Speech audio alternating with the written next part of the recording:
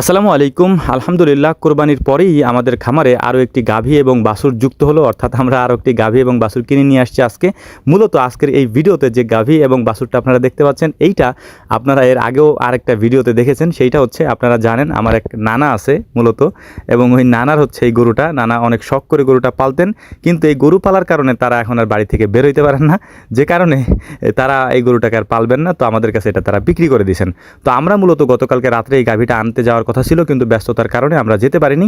তো সকাল 8টার মধ্যে আমরা রওনা দিয়েছিলাম ওই বাড়ির উদ্দেশ্যে। অর্থাৎ এইটা হচ্ছে আমার নানা বাড়ি, মানে এটা আমার ছোট নানা বাড়ি।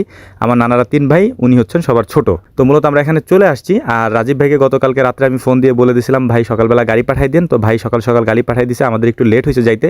তো গিয়ে দেখলাম যে বাছুরটা একেবারে দরজার কাছেই বাঁধা ছিল। মাশাআল্লাহ, এটা হচ্ছে একটা শাহিওয়াল জাতের ব্রিড এবং ভালো জাতের একটা বাছুর। তো মূলত ওদের বাড়িতে কাজ চলতেছে। মনির আমাদের দেখাইলো একটু পিছনে নিয়ে, যে পিছনে হচ্ছে বালু কাটতেছে, যে কারণে গতকালকে রাত্রে এখানে গাভী রাখতে ওদের অনেক সমস্যা হয়ে গেছে। এই জন্য রাত্রে আমাকে ফোন দিছিল, কারণ এই বালি কাটার কারণে বাড়ির ভিতরে পুরো বাড়িতে হচ্ছে পানি একেবারে ঢুকে গেছে, এবং এর ফলে মূলত ওই গোয়াল ঘরেও পানি চলে গেছিল।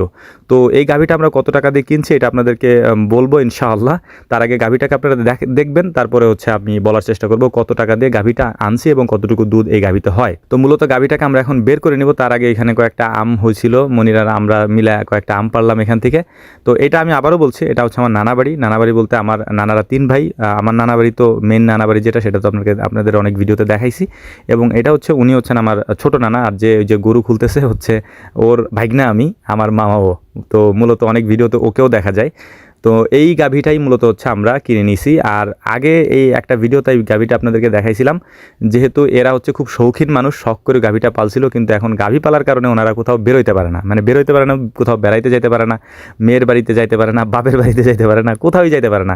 কারণ বাড়িতে যদি গাভী থাকে তো সেক্ষেত্রে যাওয়ার কোনো উপায় নেই, তার 3 বেলা খাবার দিতে হবে। তো উঠানোর সময় গাভীটা সম্ভবত একটু ব্যথা পেয়েছিল। তো যেহেতু নিচে রাবার দেওয়া ছিল, তেমন একটা ক্ষতি হয় নাই, আমি দেখলাম বাড়ি আসার পরে। তো ওদের থেকে বিদায় নিয়ে নিলাম। নানা এখানে দাঁড়ায় দাঁড়িয়ে দেখতেছিলেন, কারণ ওনারা অনেক দিন পর্যন্ত পালছেন, একটা মায়া থাকে যে আর কি। তো যাই হোক, তো মনির আমাদেরকে বিদায় দিয়ে দিচ্ছিল। তো গাভীটা মূলত আমরা কিনছি হচ্ছে 1,40,000 টাকা দিয়ে। এই গাভীতে মূলত 4 কেজি থেকে 5 কেজির মতো দুধ হয়। তো ওনাদের কাছে 4-5 কেজি হয়, আমাদের এখানে হয়তো বেশি হইতে পারে, আর কারণ আমাদের খাবার দাওয়া একটু ভিন্ন ওনাদের থেকে। তো গাড়িতে করে আমরা গাভীটাকে নিয়ে এখন চলে যাচ্ছে আমাদের খামারের দিকে।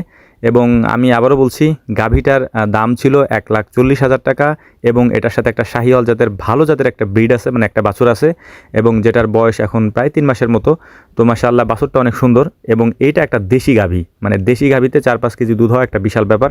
আর এই দেশি গাভীগুলো আমরা নিচ্ছি হচ্ছে এই কারণে, যাতে এইগুলা থেকে জাত উন্নয়ন করা যায়। মূলত শাহিওয়াল জাতের যে ব্রিডগুলা বা দেশি ব্রাহ্মা জাতের যে ব্রিডগুলো আছে, যদিও এখন পাওয়া যায় না, এই ব্রিডগুলো যদি দেওয়া যায় তাহলে ভালো একটা প্রোডাকশন আসে বা ভালো একটা বাছুর পাওয়া যায় আর কি। তো এই কারণে হচ্ছে আমরা এটা নিয়ে নিচ্ছি, কারণ আমাদের যে লাল বড় ষাঁড়টা আমরা এবছর বিক্রি করছি, ওই ষাঁড়ের যে মা আছে ওইটার একটা বাছুর আপনারা দেখছেন গত কয়েকদিন আগে বাচ্চা দিয়েছে।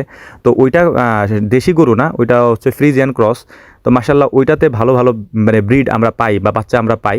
তো এই জন্য হচ্ছে মূলত আমরা দেশি গাভীর দিকে একটু ঝুঁকছি। আর যেহেতু এই গাভীটা হচ্ছে আমাদের নিজেদের মধ্যেই নানার, যেহেতু তো এটা কেমন সেটা তো মূলত আমরা জানি। তো জানাশোনা সত্ত্বেও আমরা এভাবেই গাভী কিনি, এর আগেও আমরা কিনছি। তো ওনারা যখন এখন বিক্রি করবেন ভালো জিনিস, তো আমরা আইনে আমাদের খামারে রেখে দিলাম, যাতে এটাতে জাত উন্নয়ন করা যায় মূলত। তো নিয়ে আসার পরে এটাকে খুব সুন্দর করে বেঁধে তারপরে গোসল টোসল করাই দিব আগে, কারণ বাইরে থেকে যেহেতু আসছে। আর এদিকে রাজীব ভাইয়ের সাথে কথা বলতেছিলাম, রাজীব ভাইয়ের বললাম, ভাই কত টাকা দিব? রাজীব ভাই তো কিছু বলতেছেই না, বলতেছে তোমার যা মন চাই তুমি দাও। তো ড্রাইভার ভাইকে দিলাম টাকা, এরপরে ওনাকে 100 টাকা বকশিসও দিলাম, যাতে করে উনি অনেকক্ষণ ওয়েট করছে আমাদের জন্য। তো যাই হোক, বাছুরটাকে নিয়ে আসার পরে ওকে মানে কি বরণ করে নেওয়া হচ্ছে আর কি। আমাদের এখানে প্রত্যেকটা বাছুরের গলায় হচ্ছে ঝুনঝুনি বলে আমরা এগুলো দিই আমরা। এরপরে গরুটাকে সুন্দর করে গোসল করাই নিছি এবং জীবাণুনাশক দিয়ে তারপরে আমাদের খামারে উঠাইছি, কারণ যেহেতু অন্যান্য গরুর রোগ ব্যাধি থাকতে পারে বা এই গরুটারও রোগ ব্যাধি থাকতে পারে, বা এই জন্য হচ্ছে আমরা মূলত গরুকে যদি কোথাও থেকে নিয়ে আসি বা নিয়ে যাই, তাহলে গোসল করাই, তারপরে সুন্দর করে জীবাণুনাশক দিয়ে তারপর আমাদের খামারে ঢুকাই। এটা আমাদের নিয়ম। তো আমরা গাভীটাকে ঢুকানোর পরে হচ্ছে এটাকে দুধ দহন করব। আজকে একটু কম হবে এটা আমরা জানি, কারণ হচ্ছে যে যদি আমরা কোথাও থেকে যাতায়াত করে নিয়ে আসি তো ওদের একটা তরাস থাকে, এই জন্য একটু কম হয়।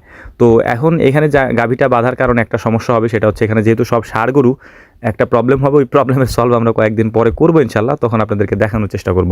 তো আমরা প্রথম দিনে 3.5 কেজি 4 কেজির মতো হয়েছিল দুধ আর কি। তা আমরা যেহেতু আগেই জানি যে এক জায়গা থেকে আরেক জায়গায় আসলে দুধ কম হবে। আর আরেকটা জিনিস আপনাদেরকে বলি, যেহেতু 3 মাস পর্যন্ত গাভীর হচ্ছে গিয়ে পরিপূর্ণভাবে দুধ থাকে, 4 মাস পর থেকে দুধ আস্তে আস্তে কমতে থাকে।